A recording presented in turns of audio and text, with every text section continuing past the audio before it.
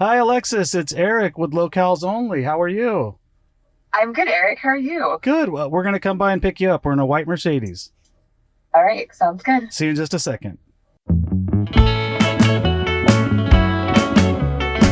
Hey, welcome to Locales Only. I'm Eric Hale, and if you don't know me, I'm the guy that founded Locale Magazine 14 years ago in my garage. It's been my job for all those years to tell you the coolest places to eat in all of Southern California, fun things to do so you have date nights that aren't boring, and we've talked to some really interesting people. Now we have a podcast, and we're lucky enough to call this Mercedes-Benz EQE all-electric sedan, courtesy of Fletcher Jones Motorcars in Newport Beach, our mobile podcast studio. So sit back, buckle up, and enjoy the conversation. Welcome to Locales Only.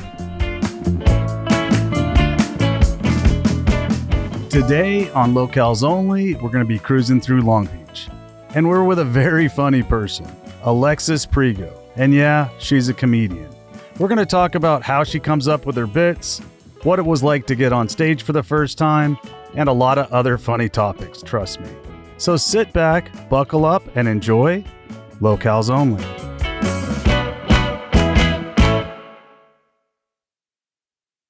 Picking up in front of Dirt Dog. Dirt Dog. Hi. Hi, Alexis. Hey guys. How are you? Good, how are you? Good. This is like a really low-key drug deal. But you guys are the cops with all this equipment. Yeah, I know. FBI. Low-key I almost FBI. got into like 2 other white cars, by the way. Did you really? Yeah. We got to be more specific. We might get you kidnapped.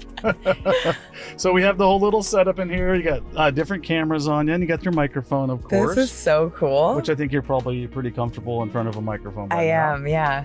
All right, so today we're in Long Beach, and we're with Alexis Prigo.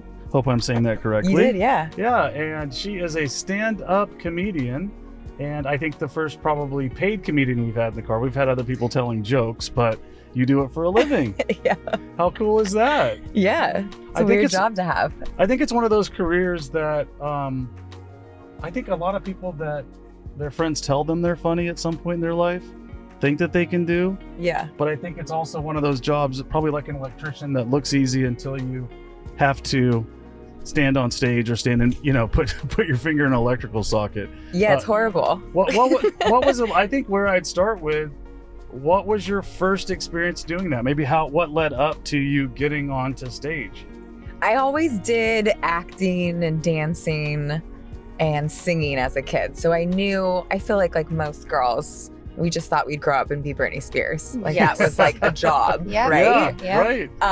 And so I always knew I wanted to do something with entertainment. Okay. And I just thought I would get like a really funny acting role, and Yeah. that would be my start. Right. And then the jobs were just so shitty. And then I did improv classes. Okay. And I was like, this is how it's going to happen. And I was horrible at improv. But someone in my class did stand up, and I would go see stand up shows with my dad all the time. Right. And I would get so nervous for the comics. Yeah. And he signed me up for a stand up workshop for like a birthday present. And it kind of just took off from there. I'm the type of person that I can speak in front of people, but I think I can relate to you that when I see other people go to speak in front of people, I almost kind of put my head in my hands as soon as something goes wrong. I can't Yeah. look at them. I get really scared for them. Yeah. Right? I can do it, but I get scared for them. Do you still feel that same way? Yeah, I do now. Well, it used to be, I used to like kind of like laugh at everyone's jokes because I just felt bad for them if Yeah. no one was laughing. Right. But now that I'm like, in it, I'm like, oh, work harder.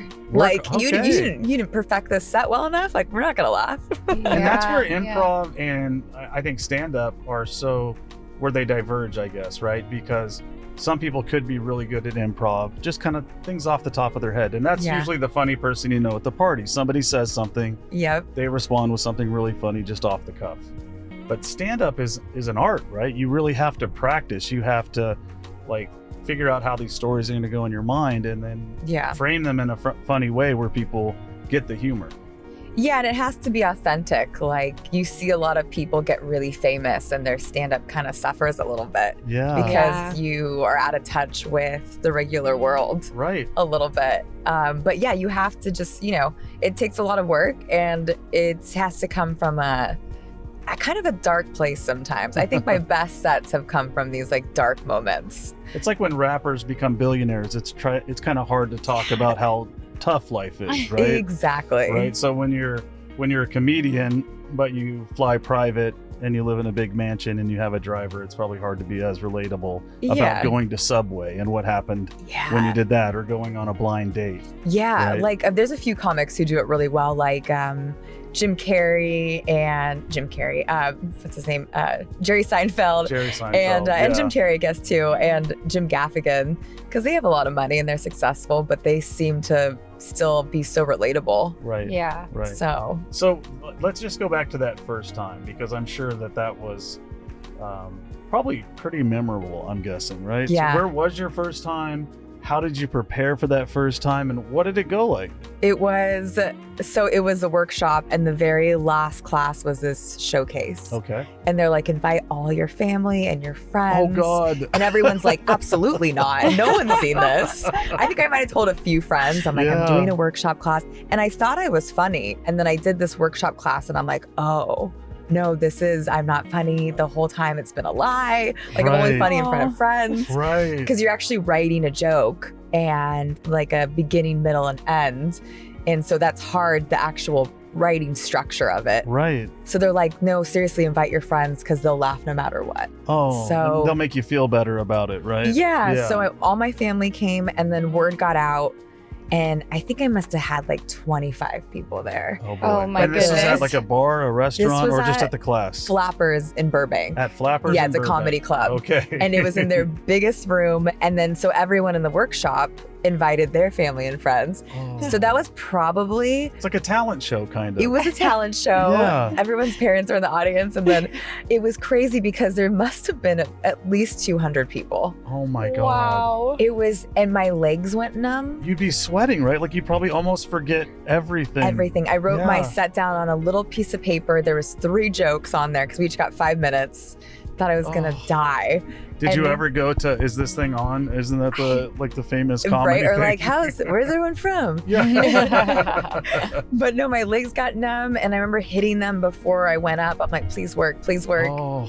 And then once I got up there, it was totally fine. It's a really, and that still happens. My legs don't go numb anymore, but I do get really nervous before shows sometimes. Did you have something to walk out to? Was there something you said right when you walked out? Or do you just go right into it? Okay. Yeah, but it ended up going really well, and it was one of those moments where, as corny as it sounds, where you're just like, this is what I gotta do forever. Yeah, that has to be such a good feeling, right? I was so mad. I was like, why couldn't I be like a dental hygienist? Yeah. Wait, I missed that. So you were like mad that you were good at this, or that it felt right for you. You're like, okay, now I can't go do other things. This is going to be what I'm going to do. You have to work like a at this. normal job. I would love to just go to school for something, and you go and you become a dentist or something, or a doctor. But no, I'm like, this is like such a crazy career path. But I guess you could be a funny dentist. There's laughing gas. That's true. And my dentist thinks he's like the funniest, by the way. Yeah, mine does too. I think all dentists think they're funny. Yeah. All right, so I looked into your social media, which you have a lot of your shows kind of broken into segments on your Instagram. Mm-hmm. Do you want to give a shout out to your Instagram? Yep. Shout out to my Instagram. I didn't know if you want to say at Alexis Prigo. I don't know if you know how that works, but that was great. I feel like I'm brand new at this. Shout out Instagram. Just want to thank Meta. Follow me on Facebook. My mom likes everything. I was looking at your bits, and you said earlier when we started talking that you got to go to the dark side, but a lot of your bits are about dating. So I know. The dark side and the dating, those things line up for you, I guess, right? Yeah, and now I have a boyfriend, and so now it's like a whole different. That's the worst. It's good and bad because I'm trying to get out of that. Like dating consumed me for so long. Right. I was with somebody, we broke up. We got back together, so you go through the whole cycles of dating, which are like so relatable to everybody who's doing that. But now I'm like, I can't wait to get out of it. Just to have some jokes about like I don't know, like a hot dog or, you know what I Right. mean? Like, Yeah. like something that's not like boys suck, right, ladies? Right. But relationships are tough too, and I think there's probably Yeah. a lot of stuff that There's goes a lot on of there, content right? there. Yeah. I'm the subject of a lot of ridicule. Not That's right. You're surrounded by girls. Yeah, I'm surrounded by girls. I call it 2-on-1. There's a lot of tag teaming there. So now your material that you're looking for, let me ask you this. We talked about social media a little bit. How prevalent has that become? Because I'm seeing what I think are people that maybe haven't put in 10,000 hours Yeah. doing kind of comedy bits Yeah. on TikTok and millions millions of of followers followers and millions of views and making millions of dollars. Have you thought about trying to maybe put your relationship or your real life comedy into bits to try it that way instead of having to use a stage? Yeah, I thought about it. I think it's comedy, but I think there's two types of comedy. There's one where there's the joke structure, Right. where you're kind of telling a story, or it's like one-liners, and you craft that, and it becomes, at least for me, so precious, the Right. material. Right. Right, Yes. because it's like a diary entry. Yes. So, I give props to the comics who are just busting out content constantly and posting it. Yeah. That's amazing. That's a gift. But I want my comedy on social media, but I also want people to come and see me on a stage, and That's where you get your rush from. yeah. I get that. But social media now, when I first started 10 years ago, it was maybe 60% of the job Mhm. was social media. And we were told never post any of your videos Right. because then people won't come to your shows. Probably and- theft too, I'm thinking, right? Like Yeah, a lot of comedians really that easy. are probably doing this on TikTok go, Oh, yeah. what a great angle. Let's figure out a way to make that my sketch comedy or whatever Exactly. too, right? You shouldn't be posting clips when you're like 2 years in. Like, they're not good. Because they're going to be there forever anyway. Forever. And people, I remember I posted a clip to Instagram, like a legit edited clip at the Laugh Factory, and I posted it, and I forgot that my Instagram was public. Oh no. Which means it went to, I knew it was public, but I didn't realize how many people were going to see the video. Right. And it was wild. It was Did you just get like beat up? Yeah, like I had to put like blocks on words. But the fucked up thing about Instagram, maybe they fixed it, the more people engage, The more they show more people. Yep. So Yeah. you'll see these videos of like people getting like torn to like shreds. And then you don't want to take it down because you feel good about what you Yeah. did, but at the same time you're fighting somebody. Yeah, and it's different because there was jokes that I posted jokes that I knew were good ones. Right. And you post it and you get a different reaction from people on social media sometimes. A lot of Totally. views still, but like people really want to talk about it and comment and say mean things. Yeah. But I've kind of gotten numb to it, sadly. It stings at first Yeah. when people say mean things to you, and then Right. you kind of just go, oh, that's fine. Are you ever tempted to, since you kind of have the comic wit, to go back at them in the comments? Sometimes, but they want that. Yeah. Yes, Because they that's do. what they feed off feed of. off Yeah. of it. Yeah. And it's always the same person too. Not the same person, it's the same Type like of I'm like, oh, yeah. you guys are, and that to me is funny because I see it that way. They don't get to see how many people comment that are all similar.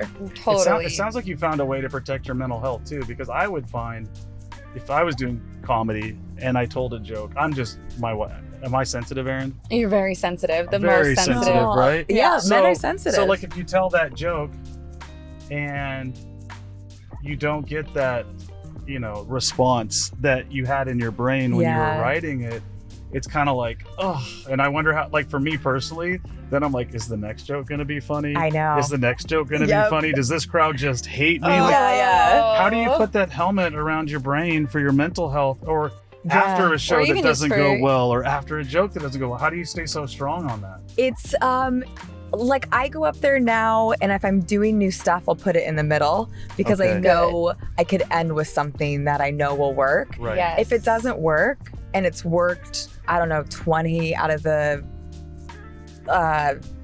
40 times, Right. that like I don't take it personally. I'm like, this, it's just maybe Different the crowd. audience. Right. Different Yes. crowd. You have to look, you really have to do like a study on the crowd. It's like an Interesting. experiment. I'm like, is it male, female, heavy? What are the age groups? Obviously, the goal is to make everyone laugh, but sometimes it's just not your crowd. Like, Yes. Yeah. if I wouldn't be able to perform in front of 15-year-olds. They wouldn't Right. get my jokes. Right. But yeah, I think I don't take it too seriously. But the more you're in it, the more you realize if these jokes aren't working, I got to go back to the drawing board. Right. Mhm. And that's the failed shows are the best ones. Because you're like, oh, I got to be on top of my game more. Right. Like, these aren't working. And there's probably days you go in there where you're just not feeling it too, right? Yeah. Like if you're doing it, how often are you performing? Quite a lot, right? At least 2 to 3 times a week. So there's days when you have to wake Mhm. up and you probably, maybe you had a tough day the day before or you're Yeah. hungover. I don't know if you drink, but you have to Yeah. go in and just be like, okay, I have to get through this, right? No. I remember I had gone through a breakup and my set was about him. And not about the Oh. breakup yet. And I had to Oh, do shoot. it. And I'm like, this is so embarrassing. Oh, But then you tweak it and then you get a new set out of it. But yeah, you really do have to suck it up sometimes. But honestly, the crowd knows when you're not. They know. They Yeah, can feel the they energy feel it. coming off of you, It's huh? fake sometimes, yeah. Are your sets, do they become like Legos? And I guess I'll try to explain that. Do you keep like taking little pieces and like Frankenstein something together? Like, oh, this is good, this is Yeah. good, this is good, and figure out how it kind of flows? Or Yeah. are they individual sets and you're always trying to build a new timeline or storyline? I think both. Yeah? I think and this is just how I write, I like that my set flows. So it's like a story. Right. Like I'm dating shitty, met a new guy. Right. This is what's funny about that. And then you can go into other stuff. So when you have kind of a story, and you'll see it in comedy specials too, when it's not so random, it's more engaging, I Yeah. think. Do you ad lib at all? Yeah. You do. Like you're riffing, like, oh, this is working. Yeah. Let me just build on this a little bit. Sometimes Yeah. other cocomics are really good at that. Yeah. Where they'll just go up on stage with an idea and workshop it. And I'm like, Yeah. oh, that's crazy to me. Wow. Yeah, that's Because pretty soon you're up there going like, okay, what are we going to talk about next? Yeah. Yeah. Or that's- crowd work. A lot of people do crowd work, which is great, but I'm not huge into that. Some people will do their whole sets. yeah. The crowd work is fun to watch. Yeah. So maybe we could we kind of talked about where you started and a little bit about where you're at right now. I think it's interesting to think about now that you've put all this time in. What are your goals? Like, where would you like to? I mean, obviously, you'd probably love to like do a monologue on SNL at some point in the future, or be on, something like that. Where do you see yourself going with this? What are your goals? Because a comedian's goals probably look different than like a real estate developer's goals. Yeah. You know? I'd hope. What if I Yeah. was like, I just want to build a track of homes. I want to flip homes, Eric. Shout out flipping homes. Yeah. I want to do a film. I want to do like Okay. shows and write for TV and stuff like that, and be in front of the camera. I miss Okay. that. I love How that. do you pursue that goal? Is it submitting things? I've seen this. I've seen Yeah. Hacks, which is a show, if anybody's seen Yeah. it, which is about comedy writing.